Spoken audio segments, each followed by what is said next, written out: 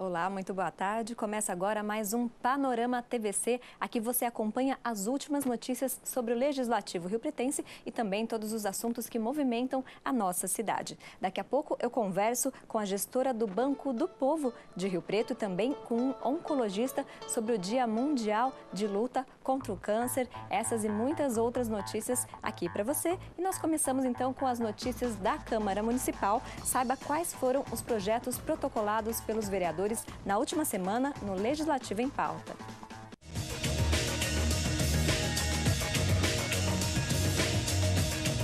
Olá, eu sou Thaís Machado, repórter da TV Câmara de São José do Rio Preto, e você confere agora quais foram as últimas propostas protocoladas aqui na sede do Poder Legislativo. Vamos começar falando do projeto de lei de Pedro Roberto Gomes, que declara de utilidade pública o projeto social Judô para Todos. E o projeto de resolução de Jorge Menezes altera as regras para a realização das sessões ordinárias. De acordo com o texto da matéria, as sessões que hoje são promovidas toda terça-feira, pela manhã e à tarde, poderiam acontecer também toda quinta-feira, se convocadas na terça-feira anterior. Outra mudança prevista na proposta diz respeito aos horários das sessões. Hoje elas são realizadas às 9 horas da manhã e às 2 horas da tarde. De acordo com o texto, elas passariam a ter início às 4 horas da tarde, com o objetivo de aumentar a participação popular nas galerias da Câmara. Para acompanhar o trâmite das propostas e também as votações, basta acessar www.riopreto.sp.leg.br ou ficar de olho na TV Câmara, canal 28.2 em sinal aberto e digital e também pelo canal 4 da NET.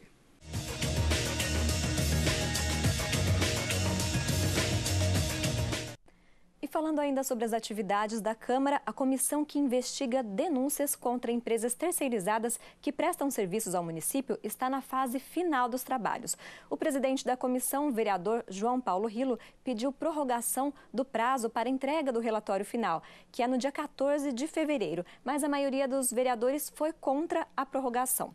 Agora, a comissão realiza as últimas oitivas para elaborar o relatório que deve ser entregue pelo vereador Rossini Diniz. E a TV Câmara continua acompanhando todas as movimentações da comissão de inquérito. O Parlamento Regional Metropolitano de Rio Preto realizou a primeira reunião do ano e foi de forma virtual. O encontro reuniu vereadores de toda a região e contou com a participação do ex-ministro da Defesa, Aldo Rebelo. O Parlamento Regional Metropolitano de Rio Preto realizou a primeira reunião ordinária de 2022. Os presidentes dos parlamentos regionais de Ribeirão Preto, Maurício Gasparini, e de Campinas, Zé Carlos, compartilharam suas experiências. 37 cidades. Então vocês, devidamente organizados, vocês não precisam de ninguém. De ninguém. Antigamente o vereador ficava dependendo de um deputado, né? Para conseguir uma audiência com o secretário, conseguir uma audiência com o vice-governador, com o governador. Não! Vocês são a maior instituição política do interior do estado de São Paulo. O presidente, Pedro Roberto, ele tem que ter mais força do que um deputado. Ele está com um aval na mão de 37 câmaras municipais, para falar em nome de todas elas. Após a participação dos vereadores, o ex-ministro da Defesa, Aldo Rebelo, falou sobre a conjuntura política atual. Eu queria começar, Pedro e amigas e amigos, vereadoras e vereadores, destacando a importância das câmaras municipais. A importância desse poder legislativo originário no Brasil. Quando eu imagino, e digo isso no meu livro, O Quinto Movimento, que o Brasil é um país vocacionado para a democracia, eu digo que o Brasil, de certa forma, já nasceu democrático. E nasceu democrático exatamente porque a primeira providência, a primeira iniciativa dos brasileiros que aqui se misturaram inicialmente com as populações indígenas foi a criação de um poder legislativo municipal. Os vereadores Jean Charles Serbeto e Renato Pulpo também estiveram presentes na reunião. O Parlamento Regional Metropolitano é formado por membros de câmaras de 37 municípios da região. Compõe a mesa diretora do Parlamento Regional os presidentes das câmaras de Ibirá, Sônia Beocchi, de Mirassol, Caco Navarrete e de Tanabi, Xandão Bertolini. O Panorama TVC faz um breve intervalo e no próximo bloco nós vamos falar sobre incentivos a empreendedores de Rio Preto. Voltamos já.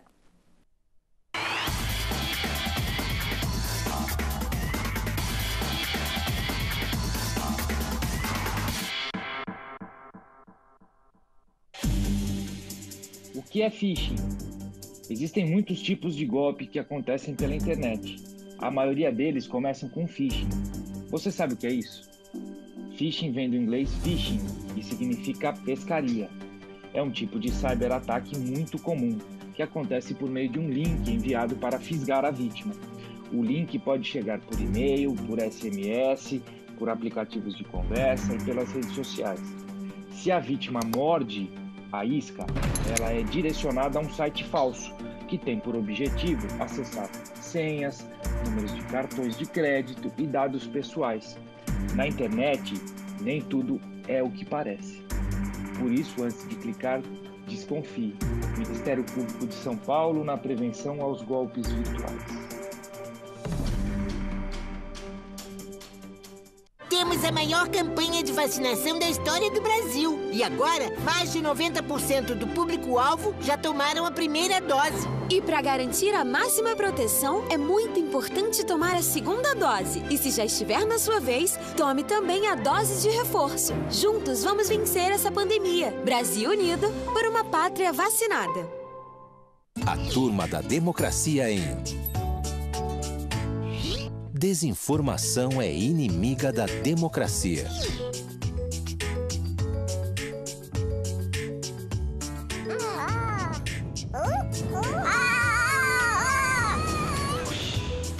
Compartilhar informações falsas é uma atitude que prejudica a todos. Cheque as informações antes de espalhar qualquer história e ajude a mostrar que democracia é todo dia. Uma garrafa deixa sequelas para a vida. Eu tive zika durante a gravidez e a minha filha nasceu com microcefalia. Só o que a gente passa, que a gente sabe. A Yasmin é a minha vida. Não deixe a dengue, a chikungunya e a zika entrarem na sua vida. Você precisa agir para eliminar os focos do mosquito, porque ele está em todos os lugares e pode até matar. E você, já combateu o mosquito hoje? Proteja a sua família. A gente tem 3 cargos-chefes na empresa, assim. Chama Knights of Pen and Paper, é o nosso primeiro jogo. Ele foi feito em 2012 e ele conquistou o mundo, assim. A gente ganhou com ele um dos maiores festivais, na verdade, o maior festival de jogos independentes do mundo, né, que é o Independent Games Festival, em 2013. E ele colocou a gente no mapa, assim, de desenvolvedores do mundo, assim. Esse jogo tem mais de 3 milhões de jogadores, então é realmente um sucesso internacional. Hoje o mercado internacional representa pra gente de faturamento 93% das vendas dos nossos jogos, né? Então a gente trabalha inteiramente focado no mercado internacional, né, principalmente. Então nossos jogos, nossa comunicação, nossa apresentação toda é em inglês sempre. E muitas vezes a gente traduz até para 10, 15 línguas, dependendo do que a gente está produzindo. E a gente, então, localiza, ou seja, a gente traduz o texto, tem que mudar algumas imagens, muda alguns componentes culturais para que o jogo se adapte àquelas culturas também.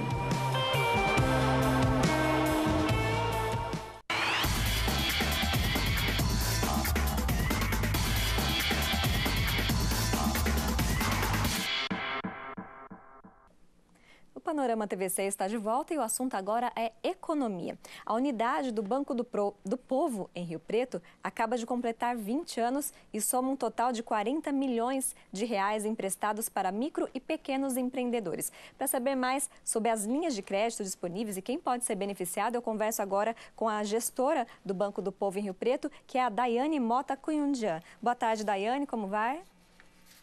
Boa tarde, bem, obrigada, como vão vocês? Tudo certo. Vamos falar então sobre o Banco do Povo, né, que já beneficiou tantos microempreendedores aqui em Rio Preto. Então a gente tem uns dados aqui, Daiane. A unidade foi criada em 2002 aqui no município, né, e já foram fechados mais de 6 mil contratos, chegando a esse valor de 40 milhões de reais em valores emprestados. Eu gostaria que você começasse explicando então quem pode se beneficiar aí desse crédito, desse empréstimo, né? Quais são esses empresários? Vamos lá. O Banco do Povo, ele é um programa, né, de microcrédito produtivo que visa ao desenvolvimento das empresas, dos empreendimentos, aliás. Então, ele é destinado a todos os empreendedores, sejam eles formais ou não formalizados, ou seja, com ou sem CNPJ.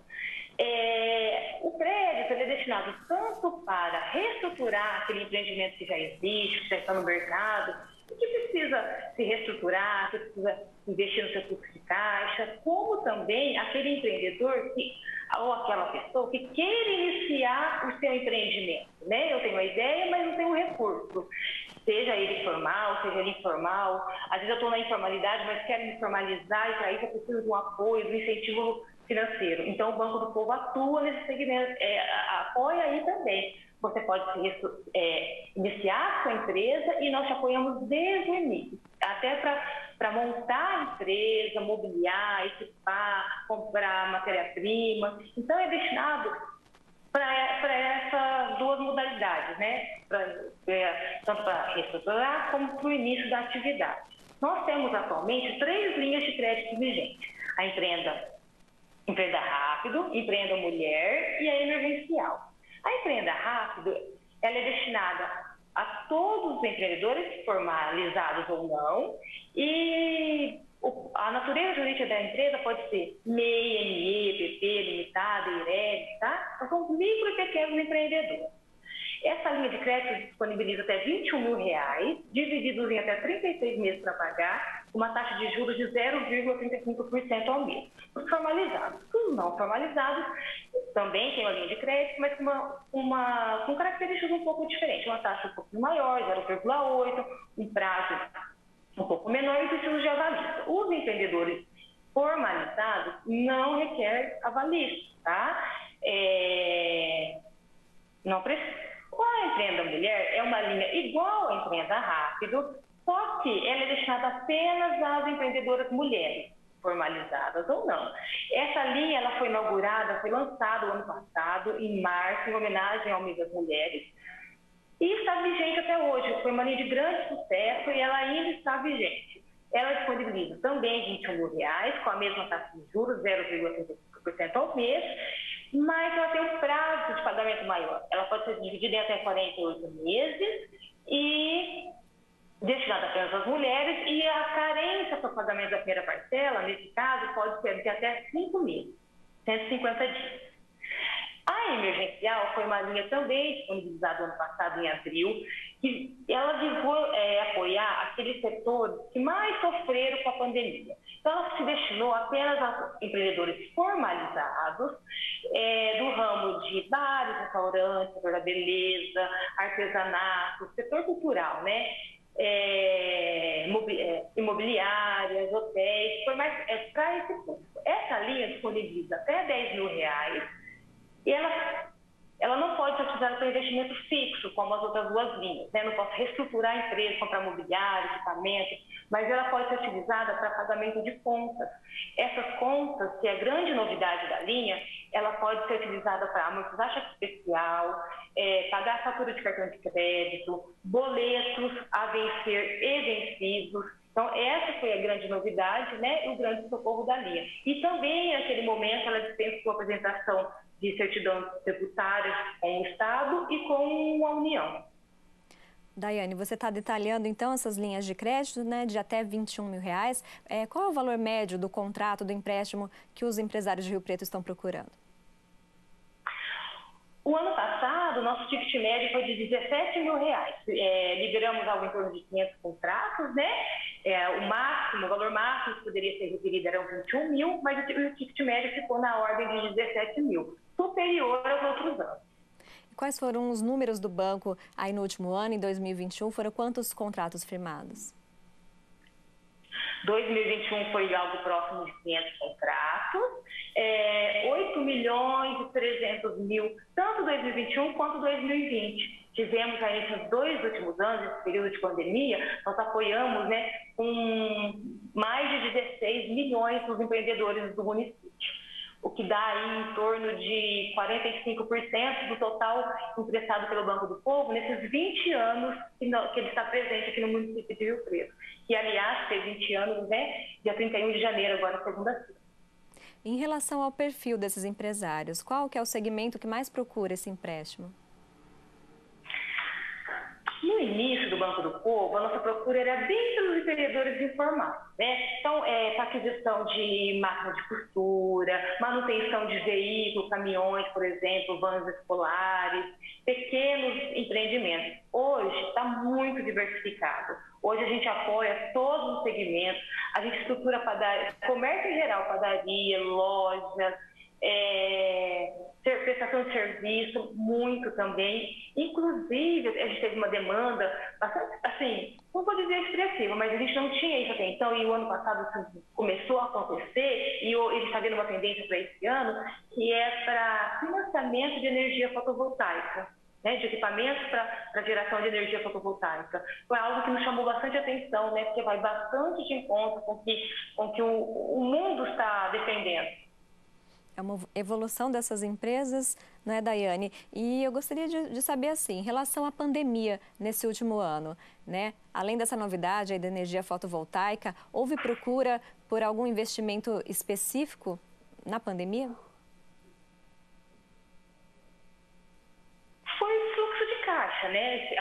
Os comércios ficando fechados, muitas empresas não têm... Dores de serviço não temos como prestar o serviço, porque de repente os clientes não estavam trabalhando. Então, foi assim, diversificou bastante. Eu tive bastante procura, bastante para fluxo de caixa, não apenas para estruturação. Tive muita procura para início de empresa, talvez pelo fato das pessoas terem perdido seus empregos formais. Então, eu percebi muita... o Banco do Povo fica dentro da sala do empreendedor, né? Nós formalizamos empresas, do MEI, e temos o apoio do Banco do Povo. Então, verificamos assim, um grande aumento de procura para formalização de empresa, e nessa seara a gente, então, emprestou muito dinheiro para que esses empreendedores se estruturassem, bem no início mesmo, para alugar um ponto comercial, para comprar mobiliário, equipamento, matéria-prima, né, para transformar nos seus produtos finais, ou até mesmo os produtos para serem revendidos. Serve festa, pet shop, foram segmentos que nos procurou bastante. Certo, bem diversificado então. E eu gostaria, Daiane, que você explicasse então qual é o primeiro passo para quem ficou interessado, qual que é a documentação exigida para garantir para solicitar o crédito. Tá. Os empreendedores, eles nos procuram, a gente passa as informações por e-mail e tudo, mas o que eles precisam fazer? Documentação da empresa, documentação do proprietário, sócio, se houver. Eles têm que fazer um curso de capacitação no Sebrae. Essa capacitação visa o desenvolvimento sustentável da empresa. Eles ensinam desde precificar um produto, né, e até se manter no mercado. E ser competitivo também. Então, é necessário o certificado de conclusão do curso de capacitação e também o orçamento dos itens que são financiados. O Banco do Povo, por ser um programa, ele não libera crédito puro na conta do empreendedor. Tá? Nós financiamos itens pertinentes à atividade exercida pela empresa. Então, é necessário apresentar o orçamento do que vai ser adquirido. Encaminha toda a documentação, a gente vai cadastrar a proposta de crédito, vamos visitar o ponto comercial, né? É uma visita de constatação, e depois disso, montamos a proposta, e após a análise e aprovação do crédito, o cliente assina o contrato, o dinheiro entra na conta. A partir daí, esse empreendedor tem 60 dias para adquirir os produtos apresentados no orçamento e nos apresentar a nota fiscal comprovando essa aquisição, que é o nosso pós-crédito. Tem que fazer essa prestação de contas, então, depois de firmado o contrato. Primordial, é uma cláusula contratual, tem de fazer. Bom, eu vou pedir para o pessoal deixar os contatos, então, do Banco do Povo, que está em 2 endereços em Rio Preto, Unidade Centro, na Sala do Empreendedor, Avenida Alberto Andaló, e também a Unidade Região Norte, no Sebrae, aqui, São José do Rio Preto. É isso, Daiane. Muito obrigada pelos esclarecimentos. Eu que agradeço. Uma boa tarde. Boa tarde. Bom, e a gente segue falando de oportunidades agora no mercado de trabalho, apresentando as vagas do Balcão de Empregos da Prefeitura de Rio Preto. Confira os destaques. O Balcão de Empregos da Prefeitura de São José do Rio Preto conta com 526 vagas de trabalho nesta semana. Os destaques são 46 vagas para vendedor, 34 vagas para consultor comercial, 27 vagas para vendedor de telemarketing, 21 vagas para mecânico em variados setores e 15 vagas para pedreiro. A lista completa com as demais vagas está disponível no site da Câmara, o riopreto.sp.leg.br. Para mais informações, basta clicar em Utilidade Pública e depois em Balcão de Empregos. Já para se candidatar às vagas, o trabalhador pode acessar o site da Prefeitura, o riopreto.sp.gov.br/balcão empregos. E a gente fala agora sobre a situação da Covid em São José do Rio Preto. A Secretaria Municipal de Saúde atualizou o número de casos de coronavírus aqui no município. A repórter Thaís Machado traz as informações.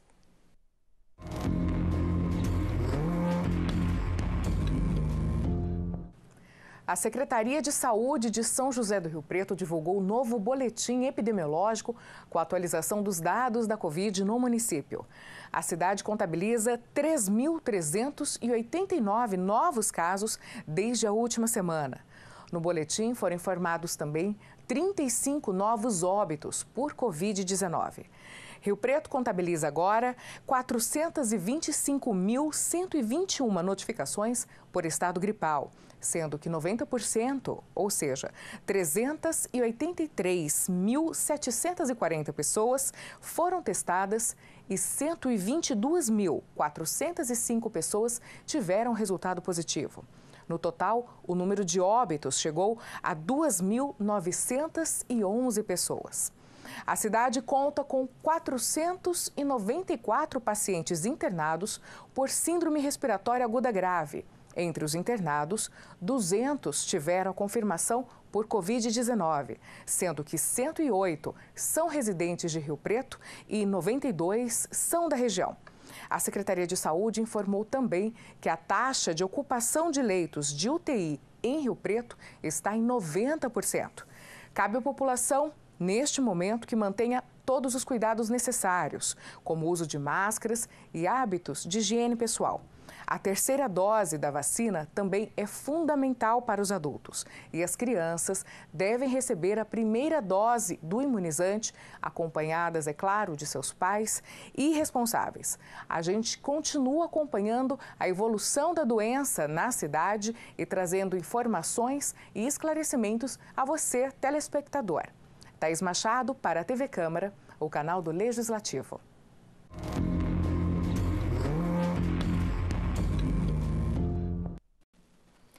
Como a Thaís falou, vacinação é fundamental e a Secretaria Municipal de Saúde ampliou o número de postos de vacinação infantil contra a Covid-19 em Rio Preto. A pasta também retomou o atendimento pediátrico na UBS do Jaguaré. Os detalhes dessas medidas você confere agora com a repórter Vivian Lima.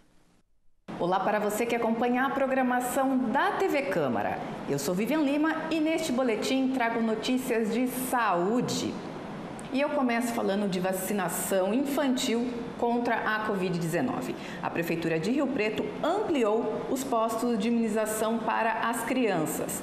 Agora, as unidades de saúde do Jardim Gabriela e Cidade Jardim também realizam esse serviço.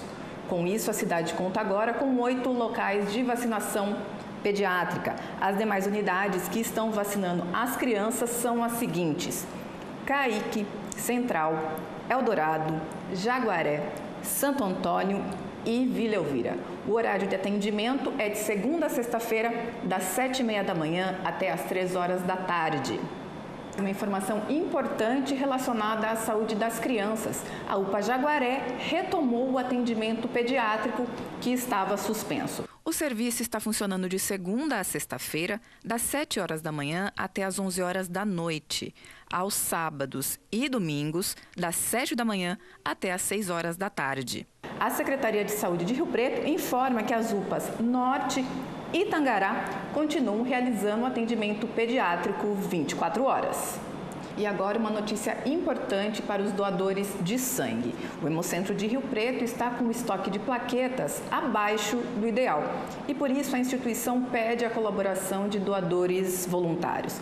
A plaqueta é essencial no processo de coagulação. O concentrado desse elemento é fundamental no tratamento de pacientes transplantados e com câncer. Para fazer a doação de plaquetas, é preciso que o voluntário já tenha doado sangue. Ele também precisa ser avaliado com um hemograma.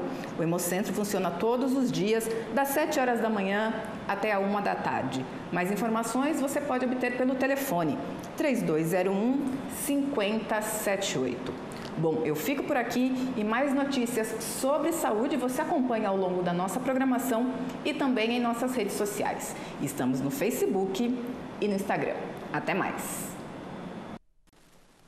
E a Secretaria de Saúde de Rio Preto divulgou o balanço mensal da dengue. Em janeiro deste ano, foram confirmados 126 casos da doença. Outros 148 registros foram descartados. Além disso, a Secretaria de Saúde segue investigando mais 742 casos notificados nesse período. O bairro com maior número de casos de dengue é o Estoril. Na sequência, estão os bairros São Deocleciano, Santo Antônio, São Francisco e Anchieta. E o Panorama TVC faz mais um breve intervalo. Daqui a pouquinho eu volto com a entrevista com um oncologista sobre o Dia Mundial de Luta contra o Câncer. Voltamos já.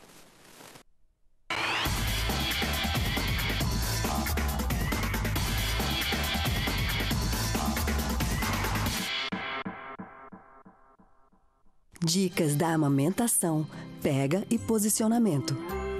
Para evitar fissuras nas mamas quando estiver amamentando, verifique se o seu bebê está numa posição confortável, com a boca bem aberta, abocanhando a maior parte possível da areola, a parte escura do seio. Amamente até os 2 anos ou mais. Nos primeiros 6 meses, dê somente leite do peito.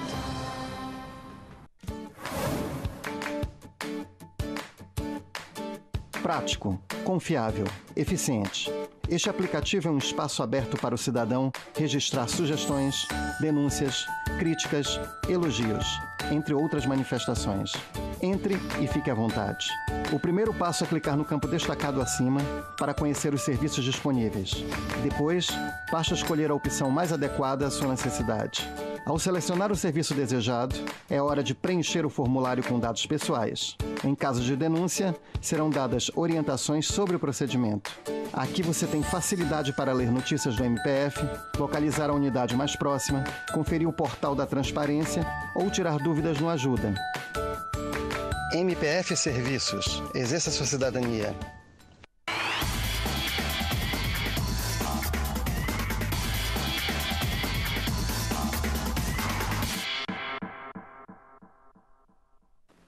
Panorama TVC de volta e nós continuamos falando sobre saúde.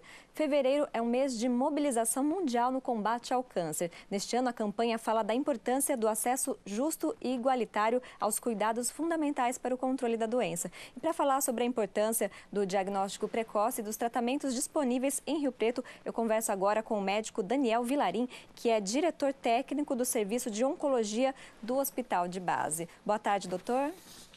Boa tarde, obrigado pelo convite. Obrigada pela sua participação. E nós vamos começar falando então, quando a gente fala sobre câncer, essa é uma doença que acomete vários órgãos do corpo, né? Eu gostaria que o senhor falasse um pouquinho quais são os tipos de câncer mais prevalentes no país e que vocês tratam aqui também no Serviço de Oncologia do HB.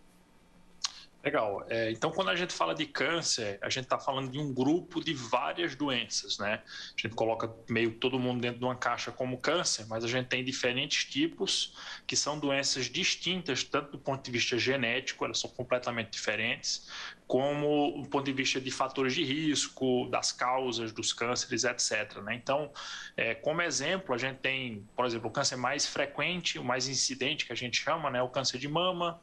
Depois vem um câncer de pulmão, câncer de próstata, coloretal, que são intestino, né? E assim sucessivamente, né? No hospital de base nós tratamos todos os tipos de câncer. Nosso serviço trata tanto os tumores que a gente chama sólidos, que são esses mama, pulmão, etc., de órgãos sólidos, quanto também tumores hematológicos, que são os tumores que se originam do sangue, as leucemias, os linfomas, os mielomas, e a gente também tem uma unidade de tratamento de câncer pediátrico infantil no hospital de base. E além dessa unidade específica, né, para as crianças, a gente gostaria de falar assim, existe alguma diferença nessa prevalência de tipos de câncer entre homens, mulheres, crianças? É completamente diferente, né? Assim, o maior fator de risco para câncer é a idade. Então, a gente vê que a grande maioria dos tumores, os indivíduos mais velhos têm uma chance de ter câncer mais alta, né? E a gente até vem percebendo um envelhecimento da nossa população e das populações ao redor do mundo, né? E isso tem ocasionado, em parte, um aumento na incidência de cânceres, né? Do ponto de vista pediátrico, você tem tumores que são mais frequentes na infância. Então, por exemplo, na infância é muito comum os tumores hematológicos. As leucemias, né, por exemplo, o mais comum é a leucemia linfoblástica aguda, né, que é mais comum nas crianças. Por exemplo, nas mulheres o tumor mais incidente é o tumor de mama, né, enquanto que nos homens é o tumor de próstata, e assim sucessivamente. Bom, nós temos alguns dados aqui enviados pelo Hospital de Base. Em 2015, o HB realizou 527 consultas em média por mês, né? Total que saltou para a média de 1.145 consultas mensais em 2021. Existe alguma explicação para esse aumento? A gente vem observando um crescimento no número de atendimentos do serviço de 5% a 10% aí por ano.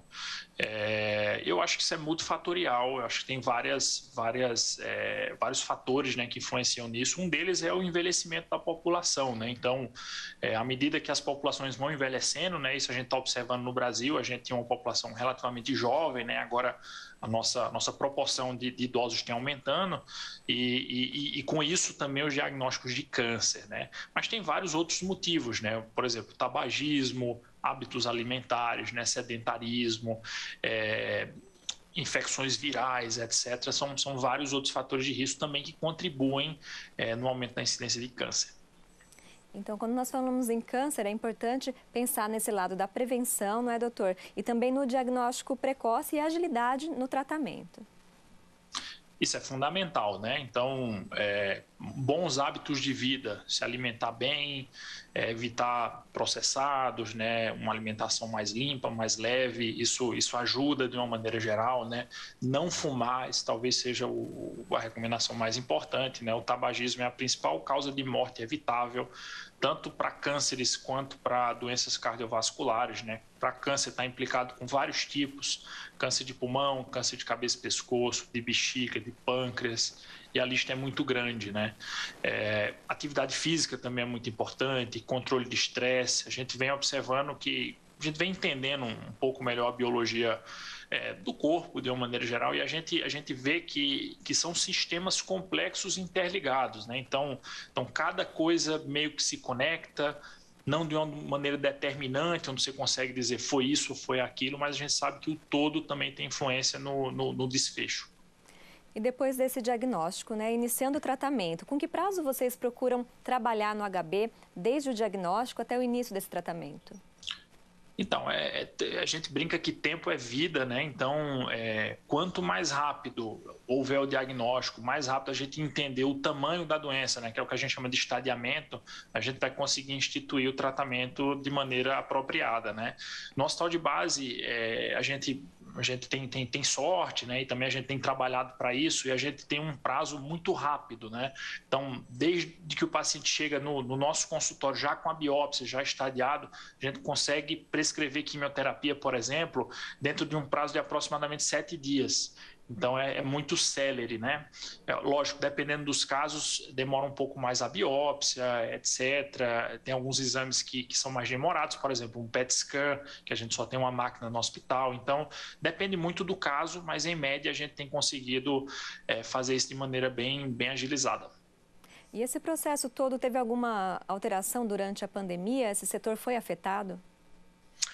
Foi afetado, acho que tudo, né, foi afetado de duas grandes maneiras, né, no pico que a gente estava tendo muitos casos, né, os hospitais cheios, a gente transicionou aproximadamente de 30% a 50% dos nossos atendimentos por telefone e conversou com os pacientes via telemedicina, né, principalmente aqueles casos mais tranquilos, então os pacientes que não necessitavam de uma visita médica imediata, ou que estavam em manutenção do tratamento, ou que estavam em segmento, né, sem tratamento ativo, e também na questão de protocolos, né, em todos os protocolos a gente realizou alguns experimentos de testagem da nossa população oncológica assintomática para ver a incidência de Covid, a segurança da gente infundir tratamentos sistêmicos, né? Então, a gente se adaptou, né, a esse período. Acho que todos nós precisamos nos adaptar de alguma forma, né? Mas o serviço não parou, né? Em termos de números, a gente tem os números muito parecidos com o do ano anterior. E ainda falando sobre Covid, é importante reforçar, não é, doutor, que as pessoas em tratamento contra o câncer devem ser vacinadas e podem, né? Todas as vacinas estão disponíveis para esse público? Como que é? Perfeito. Então, isso é muito importante, né? A gente sabe que o paciente oncológico, ele é considerado imunossuprimido, que é quando o sistema imunológico não funciona muito bem. E, nesse contexto, vacinar-se é ainda mais importante, né? Tanto por ser uma população de risco, mais idosa, por conta da imunossupressão. Então, a gente reforça a indicação de vacinação para toda essa população oncológica, para alguns tipos de câncer, por exemplo, as leucemias, os linfomas. É interessante conversar com o médico assistente para definir quando que é o melhor momento. Porque, por exemplo, tem algumas quimioterapias que caem muito a imunidade. Então, talvez programar de receber a vacina no momento onde a defesa esteja um pouco melhor e assim sucessivamente, mas de maneira alguma é uma contraindicação e pelo contrário, a gente até faz um apelo para que a população oncológica se vacine. A adesão dos pacientes com câncer à vacinação é muito alta. Bom, voltando a falar sobre o tratamento, então, são muitos estudos, né, no mundo inteiro em relação ao câncer, ao tratamento. Quais são as terapias disponíveis hoje em São José do Rio Preto e a eficácia delas? Essa é uma pergunta muito complexa. Você tem quanto tempo? Estou brincando. A gente depende muito, porque assim, o tratamento do câncer depende muito do tipo do câncer, né? Então, cada câncer meio que eu trato de um jeito. Hoje em dia a gente tem caminhado para o que a gente chama de medicina de precisão. Então, cada tumor tem um perfil genômico que a gente trata de uma maneira diferente, mas em linhas gerais, assim, os principais tratamentos são a cirurgia, né, que é o principal, a radioterapia, que é um tratamento dentro de um acelerador linear, né, um tratamento local. A gente tem as quimioterapias convencionais, que a gente usa aí há muitos anos, né, mais de 30 anos. A gente tem as terapias-alvo, que são voltadas para alvos específicos da célula tumoral. Então, a gente pesquisa se o tumor tem aquela alteração específica e aí você faz o tratamento direcionado para aquilo. A gente tem as imunoterapias, que são drogas que fazem como o sistema imunológico combata o câncer. E uma série de outros tratamentos também, hormonioterapia, você tem terapias celulares. Então, a gama de tratamentos disponível no nosso arsenal, ela aumentou bastante. Obviamente, cada tumor vai ter suas indicações de tratamento, né, suas limitações de tratamento, e é difícil comentar de casos específicos, né, mas em linhas gerais é mais ou menos isso. Existem, então, várias formas, não é, de tratamento, e eu tenho uma informação aqui de que o HB deve receber um novo equipamento de radioterapia e também vai haver a construção de uma sala cirúrgica inteligente de alta tecnologia. Já tem previsão para isso acontecer? Isso, assim, o acelerador linear, a gente já tem uma sala pronta, né, para receber esse equipamento. Atualmente a gente tem um na instituição e a gente vai conseguir dobrar nossa capacidade de atendimentos, né? Então é um equipamento que está sendo muito aguardado, né? A gente está esperando os trâmites de liberação, né? Foi uma verba do governo federal, então a gente sabe que tem todo um processo burocrático, né? Em relação à sala cirúrgica, é a mesma coisa, né? Essa verba a gente foi contemplado também por um programa do governo federal e a gente está em processo de reformulação da sala cirúrgica, né? De aquisição dos equipamentos para que a gente consiga oferecer isso para a população o mais rapidamente possível. Bom, nós estamos falando aqui de São José do Rio Preto, né, que é uma referência em medicina para todo o país. É uma realidade diferente do restante do país, não é, doutor? Como é que está essa situação do tratamento de câncer no Brasil? Eu acho que a gente vive numa ilha, né? Talvez aqui em Rio Preto, no interior de São Paulo, que é uma região abastada, né? Comparado com os rincões do nosso país, que infelizmente tem áreas que são muito pobres, né? Então, a gente sabe que o nosso tratamento que a gente oferece para o sistema público, ele já é defasado, né, quando a gente compara, por exemplo, com o que a gente consegue oferecer para a saúde suplementar, mas, por outro lado, quando a gente olha para outras regiões, a gente percebe que a gente oferece muito mais, né, do que outros lugares, né? Então, a gente fica nessa dualidade, né, de sempre querer fazer mais, mas também de saber valorizar que o que a gente oferece também é bom, né, de boa qualidade, principalmente quando a gente compara com outros lugares. Bom, para a gente finalizar então, doutor, estamos no Dia Mundial de Luta contra o Câncer, né? São várias campanhas que são realizadas por diferentes órgãos e instituições neste mês de fevereiro. E eu gostaria que o senhor falasse então, para a população em geral, por que é importante a gente tratar desse assunto e falar principalmente sobre prevenção. Ótimo. Então, é muito importante a gente conversar sobre câncer, né? Esse conhecimento na população, ela faz toda a diferença, porque, como a gente comentou, diagnosticar precocemente ajuda a curar câncer. É muito mais fácil curar um câncer menor do que um câncer maior. Então, é muito importante que para quem está nos ouvindo, se surgir algum sintoma diferente, por exemplo, uma dor que não passa, um sangramento, perda de peso inexplicada, qualquer sintoma que esteja fora do habitual, para que procure um serviço de saúde para passar por uma avaliação médica, né? Esse diagnóstico precoce e a investigação é fundamental para que a gente consiga instituir o tratamento de maneira célere. Acho que é fundamental essa educação em câncer para se falar um pouco sobre a doença. As campanhas temáticas, por exemplo, Outubro Rosa, Novembro Azul, etc., elas ajudam nessa difusão e uma população mais educada sobre o assunto, com certeza, vai ter melhores desfechos do que uma população que não conhece tanto da doença. Ok, fica o recado, então, do Daniel Vilarinho, oncologista do Serviço de Oncologia do Hospital de Base de Rio Preto. Muito obrigada, doutor, pela sua participação. Eu que agradeço e uma boa tarde. Boa tarde. Bom, e atenção, a Prefeitura de Rio Preto definiu novas regras para a interdição de vias públicas para eventos em Rio Preto. Quem traz as informações é o repórter Matheus Camargo. A partir desse ano, os promotores de eventos que pretendam interditar temporariamente as vias públicas de São José do Rio Preto terão de oferecer contrapartida ao município na forma de campanhas educativas. É o que estabelece portaria publicada pela Secretaria de Trânsito. O documento também prevê novos prazos para protocolar o requerimento de solicitação da interdição. De acordo com a nova portaria, os interessados em interditar ruas e avenidas terão de apresentar informações sobre o evento e o responsável, autorização de 100% dos moradores da área atingida em todos os eventos cuja via for fechada, impossibilitando os moradores de saírem de suas casas com o veículo. Croquis completo do percurso e autorizações. Comprovante do recolhimento do ECAD em caso de execução de músicas ou utilização de carro de som. E sinalização prévia do local no formato e padrão orientado pela Secretaria de Trânsito. Apesar de ampliar as exigências para autorização, a portaria simplificou o procedimento. Isso porque o protocolo da documentação necessária poderá ser feito completamente de forma virtual no portal da Prefeitura de Rio Preto. A nova regulamentação prevê que, em regra, a solicitação de interdição deve ser feita com no mínimo 10 dias úteis de antecedência em relação à data do evento. No caso de interdição para a realização de festas, feiras, congressos, procissões, exposições, atividades culturais e eventos em geral, a antecedência mínima será de 15 dias úteis. Para a realização de eventos esportivos, corridas e passeios ciclísticos, a antecedência mínima do pedido fica vinculada à extensão do percurso. De 5 a 10 quilômetros, 30 dias úteis. De 11 a 21 quilômetros, 90 dias úteis. A partir de 22 quilômetros, 180 dias úteis.